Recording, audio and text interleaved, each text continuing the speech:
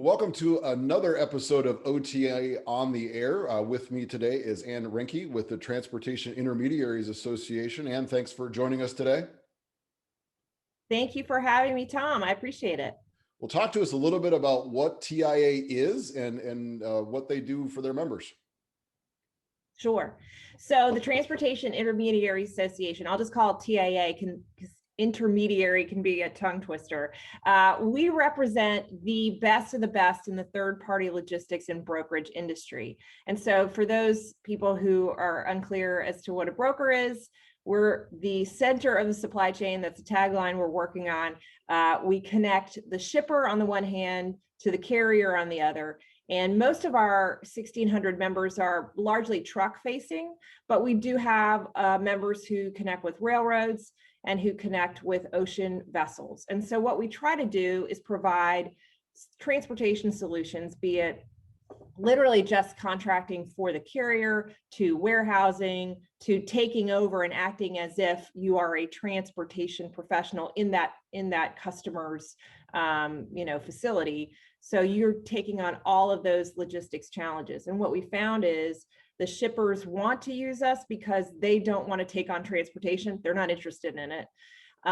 And we are able to magnify their capacity. And the carriers use us because they don't have as many contacts with shippers as we do, particularly the smaller owner-operator drivers. And we act sort of as their sales force. Great. So while you're not new at all to the transportation realm, you're new to TIAA. So I guess tell our listeners a little bit about your background and how you got to where you're at. Sure. So I actually started out in the railroad business. Please don't hold it against me to your listeners. But I worked for a little bit with the Association of American Railroads. From there, CSX hired me. So CSX, as you know, with the largest East Coast Class 1 railroad. I worked there for 16 years in their Washington office. The U.S. Department of Transportation offered me a job. I'd never worked for the government. And so I worked for this last administration. I worked for about 18 months at USDOT, which was fascinating.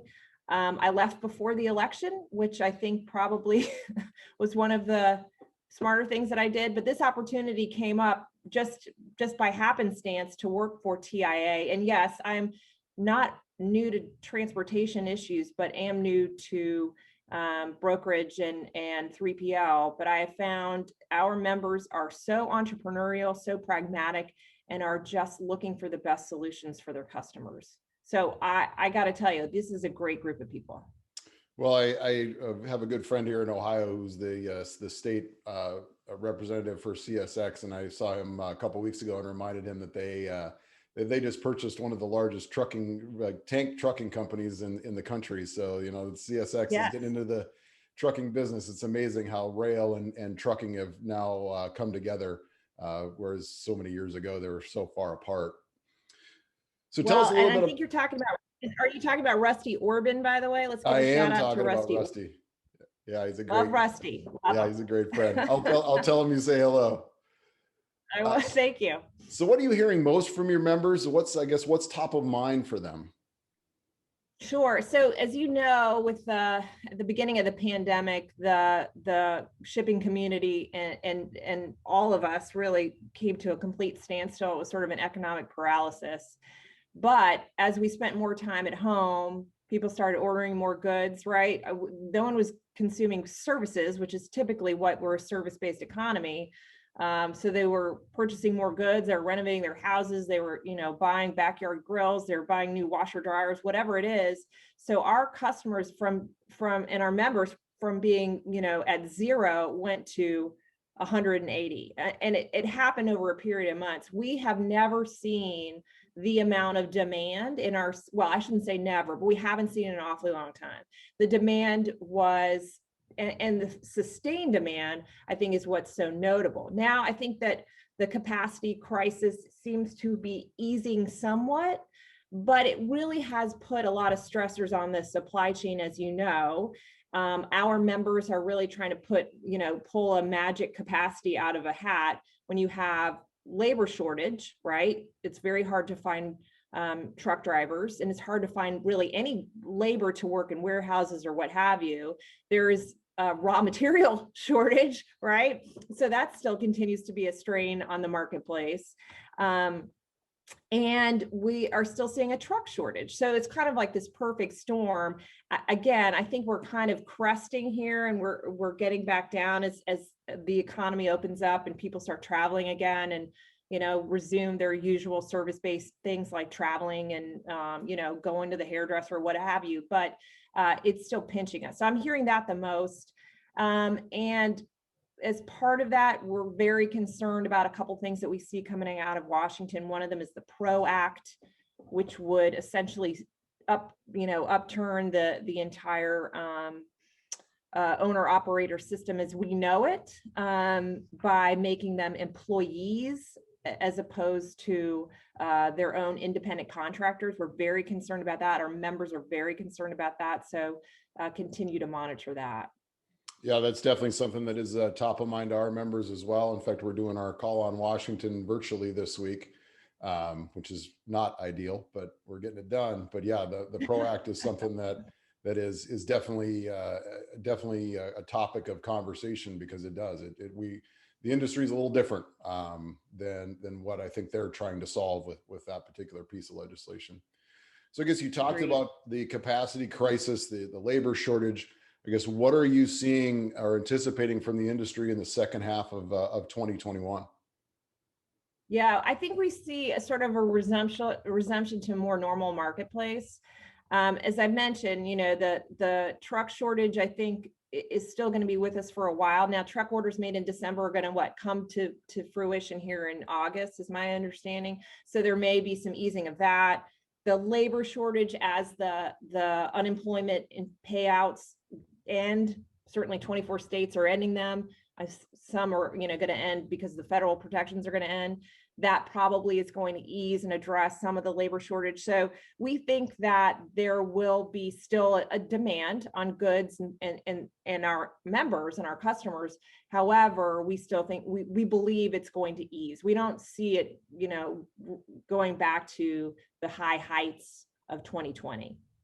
The other part of it, though, is that we still have, I saw some chart today, there are like 66 ocean going vessels that are just idling. I don't think that that's what they call ocean going vessels. They're idling, but we still have a global supply chain disruption. And so we're going to have to continue to work through that. And there are any number of issues as it relates to that, whereas drayage, that is tough to come by because there are not enough people operating the dray, right? And chassis, there's a shortage of chassis. I mean, there's so many issues we still have to work through. Yeah, without question, I think the supply chain is probably as interrupted right now as I've ever seen it, and it'll be interesting to see how this unfolds, especially with the labor shortages we're having and some of the other issues that you discussed. So I guess, so has the 3PL industry seen growth in 2021? I guess, how has that been? And if so, what is some of the reasons for that? Yeah, we have seen growth about 9% year over year. And, one of them is because of what we just talked about, right? Because there's so much traffic out there. And so there's so many more demands on those folks who can provide solutions and actually make the supply chain work. And in these kind of stress times, that's kind of where our memberships can really shine. So yeah, there's a demand for it, obviously, in the marketplace. But I think too, it's a low barrier to entry type of job, meaning you can get into the business, make connections without having that much upfront capital. Now, it does take expertise, it does take relationships, and it does take technological solutions. We think joining TIAA is a critical part of any new broker success. And in fact, we have a new broker success package, but the fact is you don't know what you don't know. And our members are pretty good, I would say great, about teaching new practitioners about kind of the mistakes, the pitfalls, and also providing them access to the technology that we need. And I know we're going to talk a little bit about technology, but that's really the difference maker for a member who wants to scale upwards and really increase and magnify the business, is having access to technology. Well, yeah, let's dive right into that. I guess, what are you seeing in the industry as far as technology? Can small 3PL houses compete with some of the larger ones? I know CH Robinson has been dropping some pretty high-end tech developments, Sure. but I guess talk to me a little bit about how technology impacts the industry. Sure. Well, at a very sort of 20,000-foot level, technology makes it easier to do business with. So if you want to make yourself a return vendor, if you want to have your customers come back to you, well, make sure that they have, for example, visibility into their shipment, right? So they know at all times, okay, you can track it, there's visibility, I know when it's going to get there. So that's obviously a piece of technology. On the carrier side, paying your carriers quickly through automated billing so they don't have to wait. So our members pay carriers, I think it's up to 3 weeks faster than not using one of our members. So that's a difference maker because they're using automated billing. Now you mentioned obviously the big guys, there's a lot of proprietary in-house technology that they develop and that they use, which is a huge competitive advantage. But for our smaller guys, we have any number of vendors, and some of those vendors are big guys use too, who can provide what they need. And maybe it's not everything at once, maybe it's just a couple of things. Because obviously the smaller guys are concerned about how to integrate all these pieces of technology, and that's expensive, and how do you make them all work together so it's seamless. But we were meeting with a member the other day, and they have now this sort of touchless technology where they have a warehousing and cross-docking operation. And so the trucks that are coming in know where to go, and they know which shipments are going to go. It's an LTL operation. So the LTL essentially is already kind of provided for them. They have their system map. They know where they're going. They know which shipments are in there. And it's kind of, it's paperless. It's completely defined through, what makes most sense, where to go, where the route should be, et cetera. So of course, if you're a broker like that, and you are an LTL operation that wants to, get business, why wouldn't you go to that kind of operation? Because it's easy, it's made for them. It's easy. They don't have to make any decisions. They just know which route to go to. Well, yeah, and it's amazing how the consumer side has really dictated a lot of that, of how quickly we expect things and how we should be able to watch, Oh, our for sure. shipments make. I mean, that's always the amazing part is you've got you've got your Amazon delivery, which you can watch that truck and that van drive and tell you how many stops they had before. It's amazing the amount of transparency that is in the supply chain now that really wasn't there prior to even a year ago. So much like Yeah. us, TIAA obviously is an advocacy organization. So with the infrastructure bill rolling through Congress right now, I guess what are some of the things that TIAA is advocating for to be included in that proposal? Well, yes. I mean, so infrastructure is everyone's favorite subject right this very minute. And there's obviously a lot of stops and starts with the infrastructure bill, as they usually are. But it, amongst very few other issues, is fairly bipartisan. Now, what is the outcome ultimately of the infrastructure bills? God only knows. That's above your and my pay grade, I think. But we want to take advantage of this moment, at least, to be part of the conversation. And so what we have been pushing for a couple of things. One is we think there should be more guidance around what a dispatcher is and what a broker is. So dispatchers under the prior surface transportation reauthorization bill are not supposed to broker freight. However, we have had our members see cases where dispatchers actually are brokering freight. So when you go to the Federal Motor Carrier Safety Administration, FMCSA, and say, can you define what a dispatcher is compared to what a broker is and what services they're supposed to provide as opposed to what a broker is, we get a different answer. So we thought, let's get on the same page so we know what dispatchers are, and then if they are truly dispatchers, then they're not supposed to be brokering freight. So we were successful in getting a provision in both the House and Senate bills, so we were very excited about that. One thing that we're still working on, and this has been a long time effort, is what we call the Motor Carrier Safety Selection Standard. And I know some of your members are interested in that. So I think your members know this, I won't bore them with it, but as you know, of the 500,000 trucks that are out there, 90% of them are unrated. They have never been audited for safety or compliance because the FMCSA just can't get to it, right? The FMCSA is required to do a physical audit of all the carriers out there. And how during COVID, certainly they're not going to do any physical audits, but anytime I can imagine they only scratch the surface every year. And so what we're hoping for is a resumption of a rulemaking that started under not this past administration, but the one before, where we can do a rulemaking on how to determine what the safety fitness determination of a carrier. So we want it to be a red light, green light kind of standard. Right now, it's very confusing. There's not a whole lot of certainty for our members when making a carrier, particularly when 90% of them are not even rated.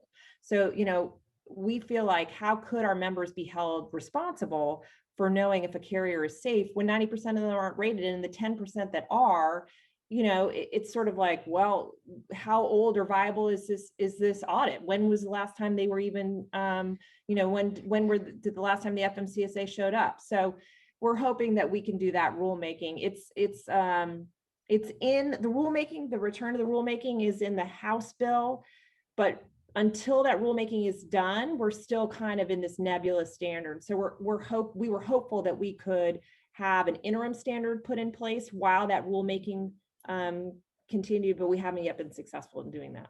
So I guess what's the basis for that? Is it based off CSA score? Is it, I guess, what's the metric that you all are advocating for to be used for that?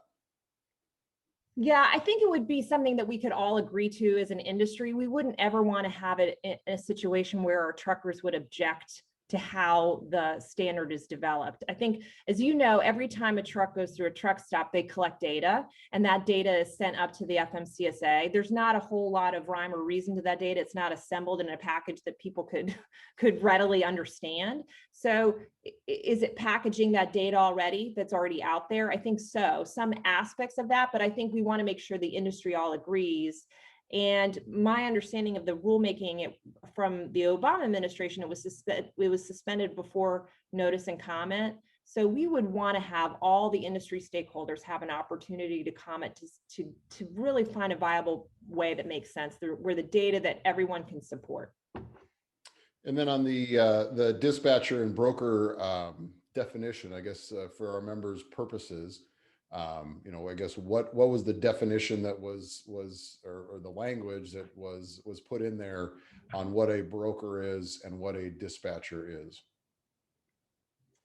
Well, so it was MAP 21, by the way, just so I was saying the last surface transportation reauthorization. I want to make sure I'm specific, but there was a provision in MAP 21 which would prohibit dispatch services from brokering freight. However, the dispatchers themselves would argue that they are agents, so they're acting in the way of a bona fide agent, which is permissible. And so, is an agent permitted to broker freight? Yes, but is it truly a dispatch service? Probably so. So, can we make sure that we understand what the line is, where the line is crossed? I mean, we're not in the business of trying to prohibit truly agents who are truly operating as a bona fide agent under law from brokering freight. But if they're technically are dispatch services, that would be the concern. So we just don't want this kind of unscrupulous activity to continue if they're acting in the way where they shouldn't be. So obviously, being relatively new to your role, like, what initiatives have you taken on since you started at TIAA?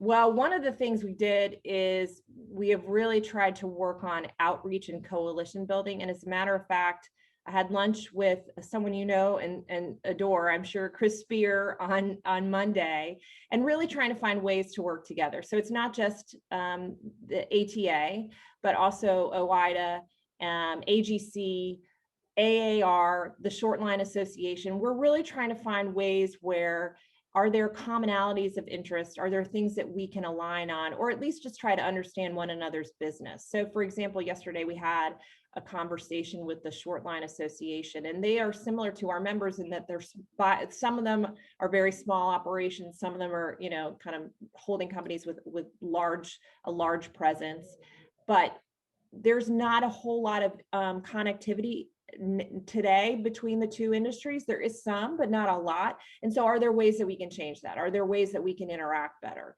So that's one of the things that I've really wanted to focus on is coalition building, to provide more exposure for our members to different lanes and different businesses, but also to find areas of commonality, like with ATA. You know, one of the things that we think we can align on, for example, is a user pays system, which quickly is becoming sort of passe. People want to use whatever else, you know, coins under the sofa cushions, or some other pension smoothing, or taxes on corporations, or whatever it is, as opposed to a user fee system, which we think is probably the best bet. Yeah, without question. And yeah, we appreciate hearing that, because that's something that I guess I've always advocated here with the Trucking Association as well, is that we've got a lot of members who not only run the asset-based side, but also have a brokerage as part of their business model. And I think we're seeing that with railroads. I think we're seeing that with the trucking folks, as well as the 3PLs, of them starting to work closer together in the aim of getting this freight moved, just because we're in such a capacity crunch. So I guess what are you looking for? Good. Oh, I was going to say just to add on, one of the things you mentioned about the truck and the rail. I mean, we're getting to a space where there's enough traffic for everybody, right? And I think a lot of times the longer distance, the sort of over 300 miles, maybe in some cases over 500 miles, is really a railroad solution. And then less than that is typically a truck solution. And I think if we can reach a point where we're not, you know, at each other's throats, but we're sort of helping the transportation system writ large and really figuring out what our strengths are, I think that's hopefully the future. But, you know, we've all been interacting with one another for many, many years. So sometimes it can be a challenge.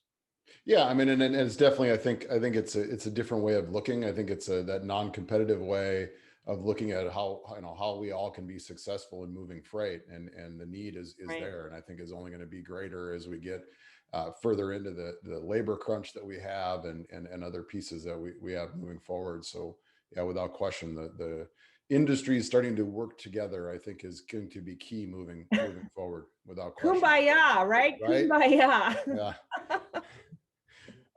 So in this, looking forward to the second, I mean, and the interesting part is I mean, it's a complete mind shift. It's a complete, ability for all of us as association leaders to have those discussions with our members, to shift that mindset, and have conversations with, other leaders of other associations on how we can all work together to get this done. And I mean, I'll be honest with you. I don't see, I'm hopeful that you are correct, that the second half of 2021, the things go back to a little bit of normalcy, but I guess I'm struggling to get there. I think things are just going to get worse. I think the consumers' products and the way they get things delivered has shifted so much during COVID that we're going to be playing catch up for a real long time. So I know some of my members are happy about that, because that means rates go up, but yeah. Oh, absolutely. Yeah. Absolutely. I mean, I'm an optimist, but I'm also pragmatic. I think you're right. I think there are going to be pinch points here for the rest of the year because of everything we've talked about.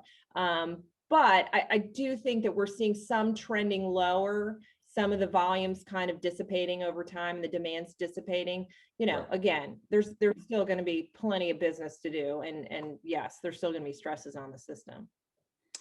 Well, staying on TIAA, be looking forward to the second half of 2021. Are you guys resuming in-person events?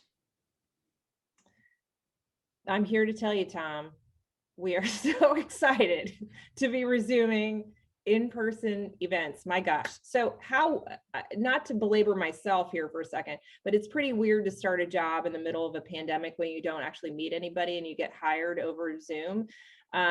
Just now, last week, I actually met some of our board members in person, and it was so terrific. It was really delightful. That it just, you lose something over Zoom, you just do. The in-person connection is critical, I think.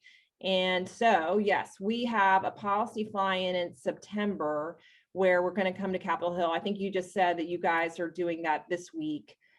It's a different experience being on Capitol Hill. I actually went up there on Monday, and you can't roam the halls anymore unaccompanied. You have to have an appointment. They have to escort you at all times. A staffer has to be with you at all times. It's a very different experience. But we're glad that at least we can get in the building, which we haven't been able to for 18 months. So we have that in September, and then in October we have our technology showcase. And to our discussion earlier, this is really an opportunity for our members, big, small, medium-sized, to see what's out there in the universe of technology and what new things are happening, that may provide them more secure solutions, safer solutions in light of COVID, et cetera. So we are delighted to have those both in person. The technology showcase is in San Antonio, Texas. So we'll remember the Alamo. That's great. That is great. So you mentioned coalition building as being one of your priorities. Where do you think TIAA and the state trucking associations can align and partner better? Well, you tell me if I'm right about this. Tom, I want to hear your take on it. But I do think besides the user pay system, which I think is something that you guys have pushed for, that ATA has pushed for, that we continue to push for.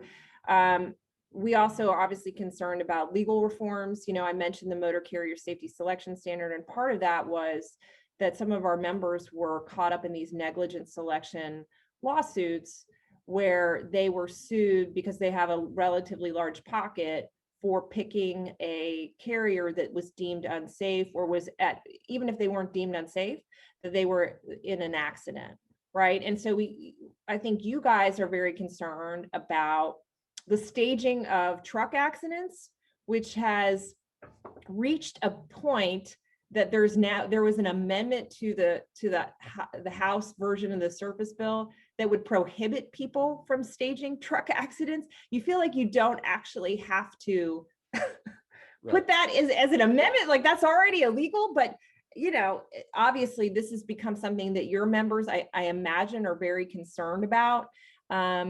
We have worked together over the years on truck parking, finding safe places for carriers and owner operator drivers to park. And that continue. Obviously the pandemic shone a huge light on the kind of scarcity of that resource too.